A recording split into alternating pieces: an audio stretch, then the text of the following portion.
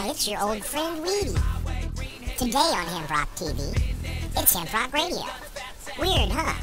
I know you're like, what's next, Weedy? Are you going to bring back 8-track tape players?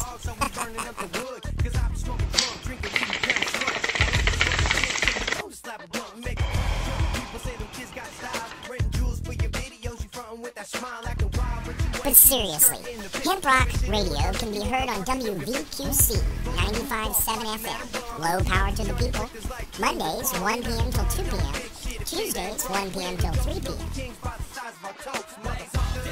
This episode is one with Gatewood Galbraith and the Happy Hemptress talking politics, and Gatewood has an announcement. This one's from November 30th, 2010. Let's listen in. Well, that happens every year. Absolutely. You know, an whole new generation every year of college students learns about hemp, and they, immediately they get excited and want to organize around it, which is absolutely the thing to do. Yeah, yeah. And but that it just gives an example of that. There are people throughout Kentucky that know this, so it really is about getting the word out. So we need to get the students not only here in Northern Kentucky, but Eastern Kentucky, Western Kentucky, everywhere, to get their groups going, get them registered to vote. Now, what do you Chuck? You know how to get Kentucky folks registered to vote? It's at the county clerk's offices, driver's registration, and libraries, I believe. Is that right, Gatewood? No, about the library. Not at the library? I ain't sure. Oh, you're not sure? I'm not sure about the library. Welfare office, food stamps office. Oh, really? Yeah. Oh, you would think that the government wouldn't want those folks to vote. But we definitely do. Well, so now, of course, people have to be registered to vote in order to sign the petition to get you folks on the ballot, correct? That's correct. That's right. Okay. It's got to be a registered voter, someone who's currently registered, and it has to be legible. So when you go to my website at gatewood.com or go to my webpage, go to my Facebook, and you print off the petition, it's fairly small where you have places to put this. But you should go to your friends and your family and take your time, put your signature there in a legible situation. If you have an illegible signature, go ahead and print your name above the scratching that you have for your signature. Because if they can't read it, it does not count. That's right. 5,000 of these now. In the last race where I needed 5,000, I personally picked up 5,100 signatures in 30 days. It was definitely almost a full-time job. But my point is this, that you can get signatures pretty easy. All you have to ask, you come up, you have your little clipboard and your petition. You say, are you a registered voter in Kentucky? If they say yes, said my friend Gatewood Galbraith is running as an independent for governor. He needs 5,000 signatures to get on the ballot. This is not an endorsement of him. It's simply to allow him to get on the ballot. May I have your signature? That's all there is to it. And people just absolutely, I don't know that I'll vote for him, but I want him on there as an alternative. And the signature is pretty easily done. What we would like to do, instead of turning in 5,000 signatures, we would like to turn in 5,000 petitions. Yeah. With however many signatures we could possibly get on each one of them. Absolutely. Well, you got our support up here, so now this is going to be... People need to realize, man, that they'll never, ever, ever have another chance to vote more directly for their own personal, individual liberty than they will in this governor's race down here in 11 months from now. That's right. Well, a lot of people, they don't understand. One thing that I know you can do is take a few minutes to discuss the history of hemp in Kentucky and how it helped form not only our country, but specifically the state of Kentucky. I know you know that history. Hemp is the most beneficial plant mankind has ever domesticated. When we were hunters and gatherers and we followed the herds and followed the migration of the beasts themselves, we trekked all around the world. But when we learned to domesticate plants and found out that if you planted some plants and waited for them to grow, you could stay in one place and depend on that crop. You didn't have to go around looking for food. There it was, right there out of the land. And that's when villages and towns and cities started growing. And so we domesticated a wide range of crops, anywhere from corn and gourds and nuts and berries and all that stuff. But hemp was the most useful of the plants that we domesticated for various reasons. It was the number one fiber crop out there. It made better clothes. It made better tents. It made better rope. It made better sails. It made better shelter.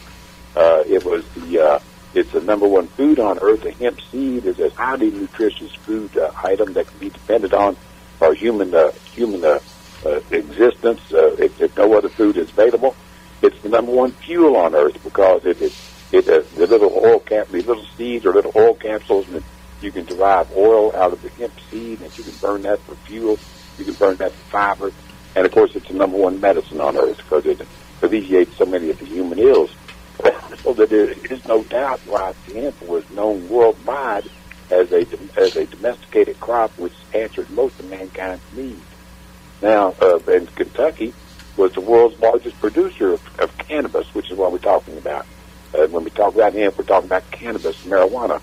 It's the same name for the same plant. Cannabis is a scientific name. When you cultivate it for industrial textile uses such as fiber and rope and fuel, then we call it hemp. When you cultivate that same seed for smoking and intoxication and medical purposes, we refer to it as marijuana, but it's the same plant in the same way that Danny DeVito and Dennis Rodman are both adult males. Exactly. You know, they don't look a lot alike, but they are 99.99% alike, and they are adult male of the human species.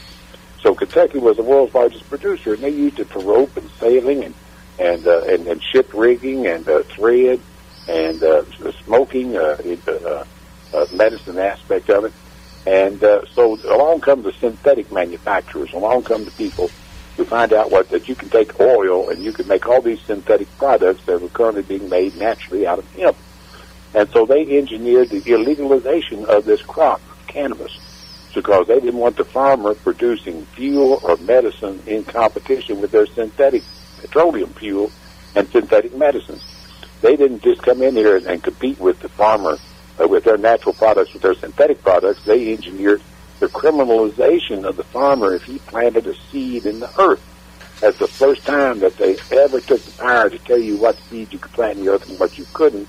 And by doing that, the result of that was they severed every individual's relationship with the natural cycle of things and made a mockery of the concept, the American concept, that each human being is a sovereign human being capable of making their own decisions about what they want to do with their life and their bodies. So that the attack on the hemp, the attack on cannabis, the attack on that is an attack on the whole concept of America being the home of the brave and the land of the free. And so the lawmakers, the Congress, both nationally and locally, have been bought off by the people by big special interest money from the people that I call the petrochemical, pharmaceutical, military, industrial, transnational, corporate fascist elite son of a bitches who control all these transnational synthetic producing corporations who want to keep the farmer down and involved as criminals that they try to compete with in the natural cycle. And they've never said, many of them were setting policy in the United States of America, have never said the Pledge of Allegiance to the flag of the United States of America or to the republic for which it stands. And they see the Constitution and the Bill of Rights as impediments to the implementation of a new world order and global economy. Yeah. And so what we've got to do, a fight for hemp, a fight for cannabis, in any of this aspect, is a fight for the heartbeat and the pulse of America, where individual freedom and self-determination is supposed to be the strong mark of it. They've made a mockery of that by casting this plant as a Schedule I drug. A Schedule I drug, which under its definition is supposed to have absolutely no medical facility to it and has a high potential for abuse, both of which are pure fiction, given the science regarding this plant. So they have engineered a purely fictitious situation whereby they have made us law-abiding citizens as criminals because we associate with a green natural plant. I'll be damned, I ain't going down without a fight. Well, I agree, and I think that's what's got all of us, like myself, yourself, folks like us, sticking around to get this job done and this war over, because it's, as you say, it is also, or I'm going to add, it's also the heartbeat of the planet, the mother, not just freedom and all the other issues. For instance, the King of Pot, they claimed that he had 29 farms in his co-op throughout Minnesota, Illinois, Indiana, Kentucky, Michigan, Nebraska, Missouri, Kansas, and Wisconsin. All corn states, all farm states, all places that three of them specifically are growing corn for ethanol. Hemp is ethanol. The stalk is the cellulose that can be turned into the ethanol that will run in my car, along with the as you point out, the oil from the seeds. It really is not only about saving ourselves from the freedom issues, but saving the plant, saving the state, saving all the states, saving the planet.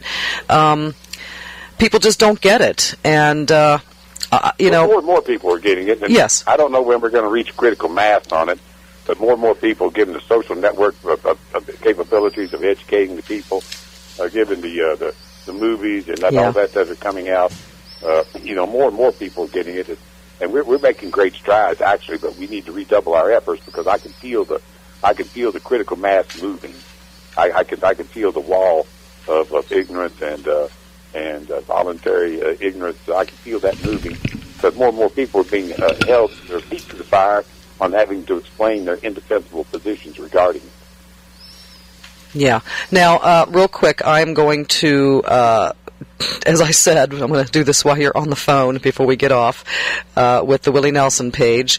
I want to see, all right, I'm trying to get this thing to move now. It was at 21,000 before. Now, let me do a real quick refresh, and I will tell you what the number is now on the Teapot Party page and Facebook for Willie. Another couple of hundred already. It's 21,200 now.